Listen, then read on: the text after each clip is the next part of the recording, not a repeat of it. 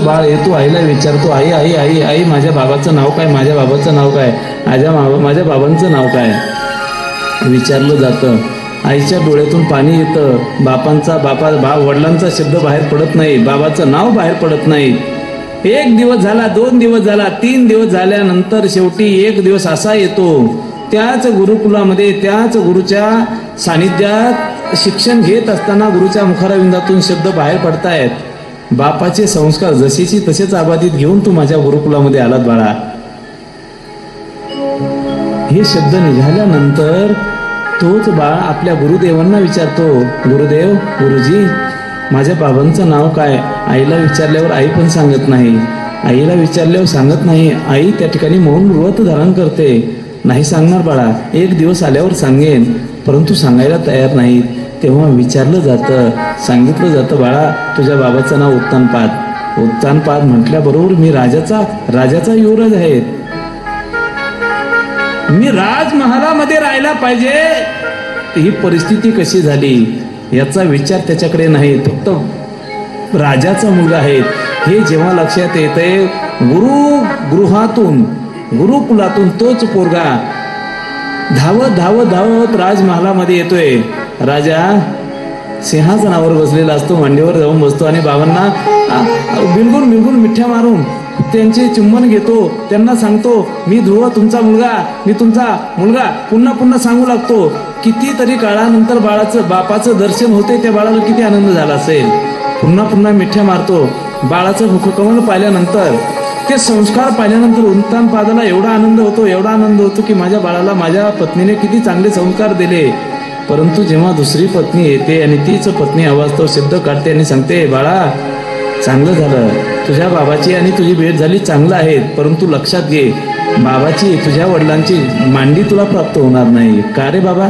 आई का ग, का तू ही माझी आई आहेत ना. आहेत आई, परंतु सावत्रच आहे. जा वनात जा, भगवंताला प्राप्त करून घे आणि त्याच भगवंताला विनंती कर का सुरुचीच्या पोटी मला जन्माला घाल आणि माझ्या उदरी जन्माला आला का तुला उत्तानपाद राजाची मांडी मिळेल. हे शब्द काढले जातात, हे शब्द खर्च केले जातात.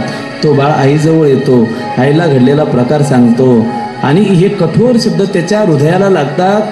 आई म्हणते, बाळ म्हणतो, आईने असं बोलायचं असतं का, आईने असं बोलायचं असतं का, परत जन्म घे आणि तो सुरुचीच्या उदरी जन्माला ये, असं बोलणं चांगलं आहे का.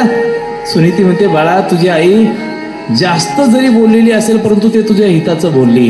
जोपर्यंत कठोर शब्द वापरले जात नाही तोपर्यंत हृदयावर मनावर परिणाम होत नाही, म्हणून असं बोलली आई. असं मग मी काय करू. काही नाही बाळा, जा वनामध्ये जा.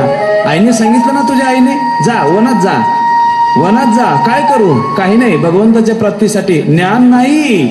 4.5-5 वर्षाचं पोरग काय करतो. वन काय आहेत, वनामध्ये येणारे अनेक प्रकारचे अडसर, अनेक प्रकारचे कठीण प्रसंग, एखादा हिंस्र प्राणी येईल, आपल्याला काहीच माहित नाही.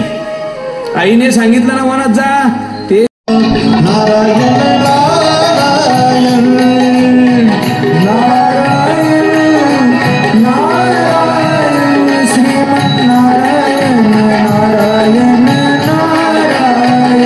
Shri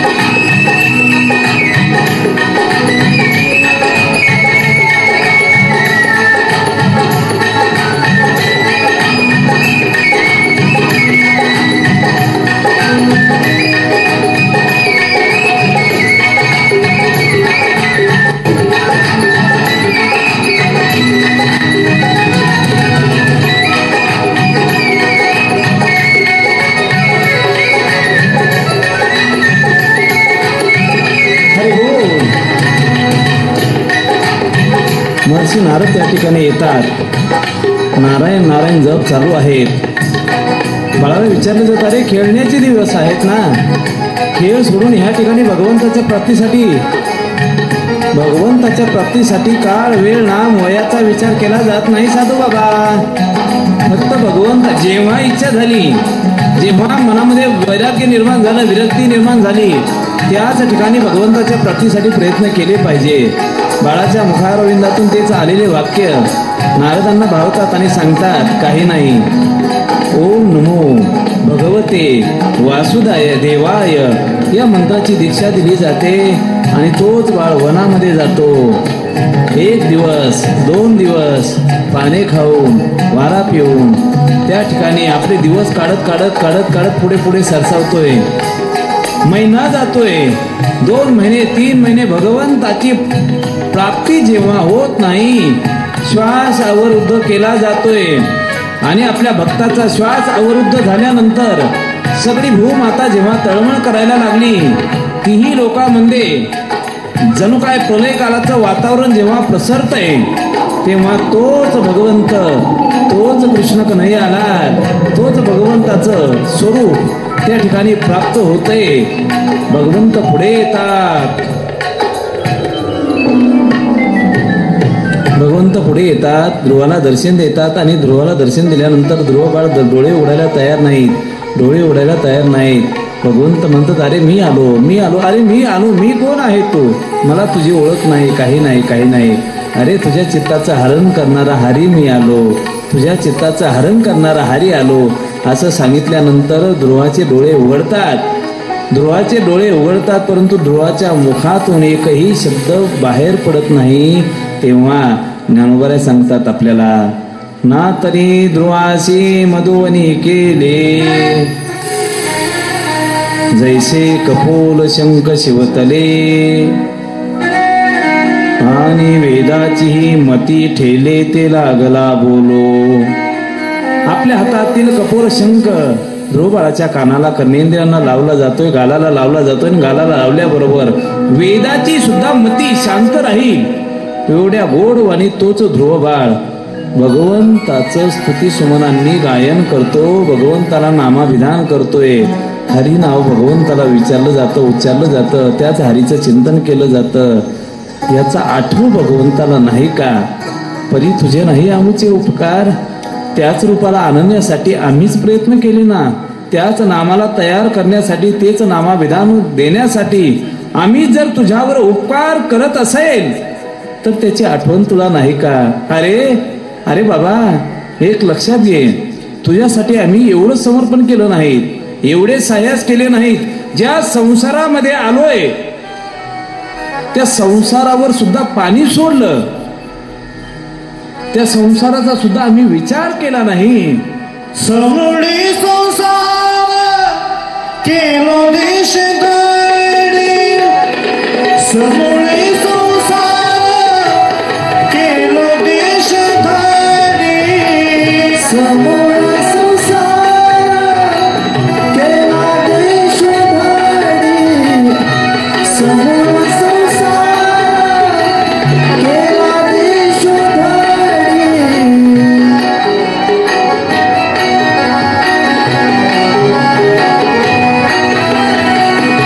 समोडी संसार केलो देश गडी, साडली आवडी ममतेची, साडली आवडी ममतेची. परी तूच राजी आमचे उपकार, परी तूच राजी आमचे उपकार, परी तूच राजी आमचे उपकार, परी तूच राजी आमचे उपकार.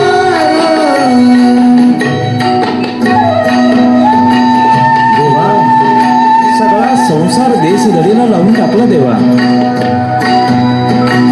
संसाराचा विचार केला नाही. ज्या संसारामध्ये ममतेची गरज आहे ती ममता आम्ही संसारामध्ये न लावता तुझ्या चरणाजवळ लावली. सोडीला संसार माया तयावरी फार, दावे चाले मागे मागे. असं सांगतात का ज्याने संसार सोडला, संसाराची माया सोडली, त्याच्यासाठी तू येतोय, त्याच्यासाठी सहाय्यच करतोय, त्याच्या पाठीमागे धावतो. आम्ही तर आमच्या संसाराची राख रांगोळी केली ना रे देवा. बाप मेला न कळता नव्हती संसाराची चिंता. विठो तुझे माझे राज्य, नाही दुसऱ्याचे काज. बाईल मेली मुक्त झाली, देवे माया सोडविली, दुष्काळे आटिले, द्रव्य नेला मान. अरे ह्या सगळ्या गोष्टी पाहत असताना विचार करा ना, काय तुकोबारांची अवस्था झाली असेल. व्यवहारामध्ये जर थोडंसं नुकसान झालं तर 8, 10, 15 दिवस, महिनाभर जेवण गोड लागत नाही. काय परिस्थिती झाली, काय अवस्था झाली, अन्न गोड लागत नाही. अरे काबाड कष्ट करून मिळालेली संपदा जर यदा कदाचित तिचा विनियोग चांगला झाला नाही, त्याची विल्हेवाट जर लागली तर मन दुखतं. मुलं बाळ आपल्या मनासारखं जर ऐकत नसतील तर त्याचा परिणाम त्या संसारामध्ये मन लागत नाही आणि तोच संसार आपल्याला त्रस्त करतोय. असा संसार, ज्या संसारावर आमची माया आहे, त्या संसारावरच आम्ही पाणी सोडलं देवा.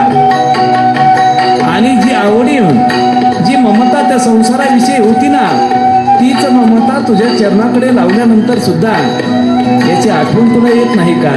याची आठवण येत नाही का? हा प्रश्न, हा जाब तुकोबाराय भगवंताला विचारतात.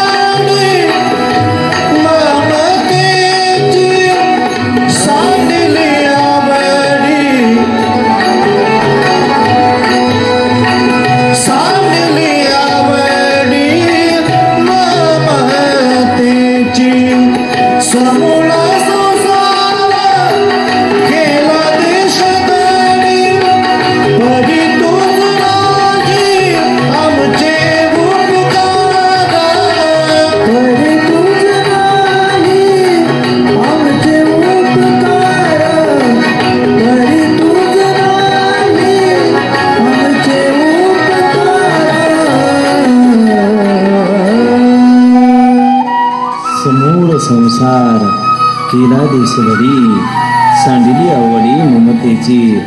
संसारामध्ये ममता त्रस्त करत असते. आपण ज्याची माया संसारामध्ये धरू, अति जास्त प्रेम त्याच ठिकाणी दुःखाला कारण ठरतं.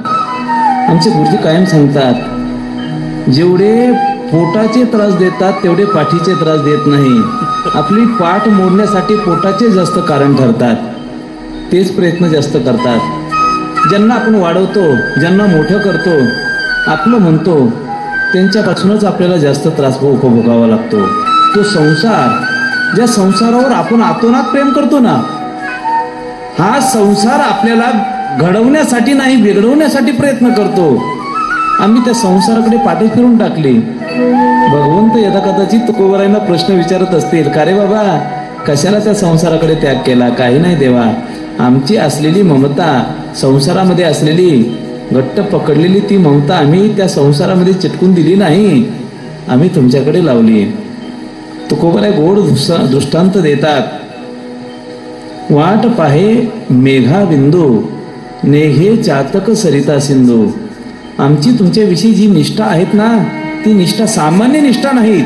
आम्हाला कितीही हा संसार त्रास देत असेल, या संसारापासून आम्हाला कितीही दुःख उपभोगावं लागत असेल ना, तो संसार आम्ही त्यागण्यासाठी तयार आहेत.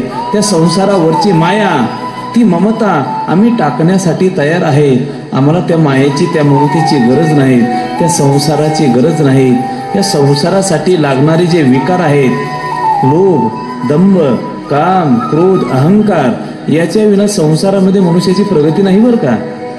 जर हे षडविकार जीवनात असतील तरच मनुष्य प्रगतीला दिसतो, आणि जर हे षडविकार जर जीवनात नसतील तर तो प्रगतीपथावर दिसत नाही. दृष्टांत असे तोलामोलाचे तुकोबराय खर्च करतात. सारस पक्षी आहेत, रात्र झाली का तो डोळे बंद करून टाकतो. कुठपर्यंत? जोपर्यंत सूर्य किरण ह्या भूतळावर, ह्या भूमंडळावर पडत नाही ना, तोपर्यंत तो डोळे उघडायला तयार नाही. एकदा का सूर्य उदय झाला का त्याचे डोळे आपोआप उघडले जातात. का? त्या सारसाला विचारा जाऊन, अरे बाबा तू असं काय करतो? माझी एकनिष्ठता आहे. या भूतलावर अनेक प्रकाश देणारे पदार्थ तयार झालेले असतील, परंतु जोपर्यंत सूर्याचा प्रकाश होत नाही ना, तोपर्यंत या भूतलावर मला गोड लागत नाही, समाधान लागत नाही. एवढी निष्ठा सारस पक्षाची आहे, एवढी निष्ठा चातकाची आहे. आमची निष्ठा सुद्धा तशीच आहे.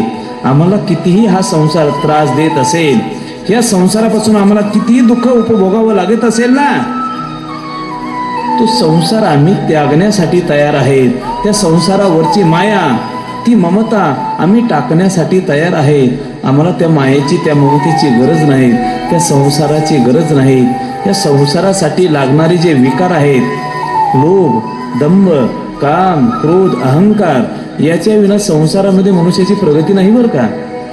जर हे षडविकार जीवनात असतील तरच मनुष्य प्रगतीला दिसतो, आणि जर हे षडविकार जर जीवनात नसतील तर तो प्रगतीपथावर दिसत नाही. संसाराला लागणारे जे षडविकार आहेत त्याचं रूपांतर आम्ही षडकर्मात केलं, आणि ते षडकर्म तुझ्या सेवेमध्ये, वापरामध्ये आणलेत. आम्ही त्या षडकर्माचा कशा प्रकारे त्याग केला आणि कशा प्रकारे आमचं जीवन बदललंय, याचा विचार महाराज आपल्या पुढे प्रगट करतात. लोभ, दंभ, काम, क्रोध, अहंकार यासी नाही थार ऐसे केले. लोभ टाकून दिला, दंभ टाकला, काम, क्रोध, अहंकार या सगळ्यांचा त्याग केला. कशावरून त्याग केला? अरे माणूस साधारणतः व्यवहारामध्ये वर्तन करत असताना लोभ येतोच ना मनामध्ये. ज्ञानोबराय तर अजून गोड वर्णन करतात. चालता चालता जर एखादी कवडी पडलेली पाहायला मिळाली ना, ती कवडीकडे पाहत नाही, तो आजूबाजूला पाहतोय, कोणी आहे का दुसरं. हळूच कवडीवर पाय ठेवतो, आजूबाजूला पाहून घेतो, आणि पाहिल्यानंतर कोणीच नाही हे लक्षात आलं का तीच कवडी उचलायची, आपल्या शर्टाने पूर्णतः स्वच्छ करायची, 4 वेळेस डोक्याला लावायची, इकडून तिकडून फिरवायची, आणि देवाला परत सांगायचं, देवा असाच धंदा उदयाला येवो, अशीच प्रगती होत राहो, सर्व भावे लोभ्या आवडे हे धन. नाही का? संसाराची परिस्थिती आहेत ना. दंभ, जर यदा कदाचित एखाद्याची प्रगती पाहिली तर त्याच्यापेक्षा आपण मोठं व्हावं ही अपेक्षा प्रत्येक संसारिकामध्ये आहे.